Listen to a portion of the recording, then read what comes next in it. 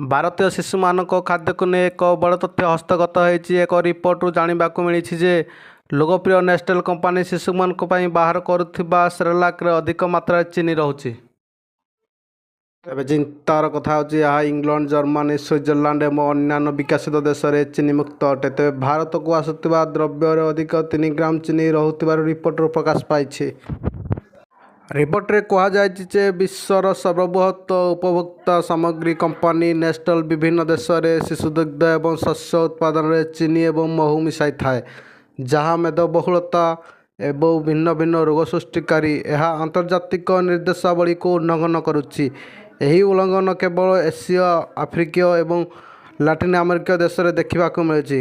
ତେବେ Nestlé India ଲିମିଟେଡ୍ର ମୁଖପାତ୍ର ଏନ୍ଡିଟିଭିକୁ କହିଛନ୍ତି ଯେ ଗତ 5 ବର୍ଷ ମଧ୍ୟରେ କମ୍ପାନୀ ଏହାର ଶିଶୁ ଖାଦ୍ୟ ସାମଗ୍ରୀରେ ଶର୍କରା ପରିମାଣକୁ 30% ହ୍ରାସ କରିଛି ଏବଂ ସେଗୁଡ଼ିକ ହ୍ରାସ କରିବା ପାଇଁ ଉତ୍ପାଦନଗୁଡ଼ିକୁ ସମୀକ୍ଷା ଜାରି ରଖିଛି।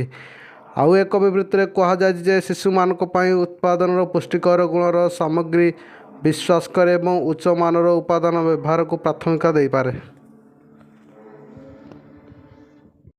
ଉଚ୍ଚମାନର ଉପାଦାନ ବ୍ୟବହାରକୁ ପ୍ରାଥମିକତା ଦେଇଥାଏ। ଅନୁସନ୍ଧାନରୁ ଜଣାପଡ଼ିଛି ଯେ ଭାରତରେ ମିଳୁଥିବା 15ଟି ଯାକ ସେରେଲାକ୍ରେ ହାରାହାରି 3 ଗ୍ରାମ ଚିନି ରହିଥାଏ। ସମାନ ଉତ୍ପାଦ ଜର୍ମାନୀ ଏବଂ ବ୍ରିଟେନରେ ଚିନିର ମାତ୍ରା କମ୍ ଥାଏ।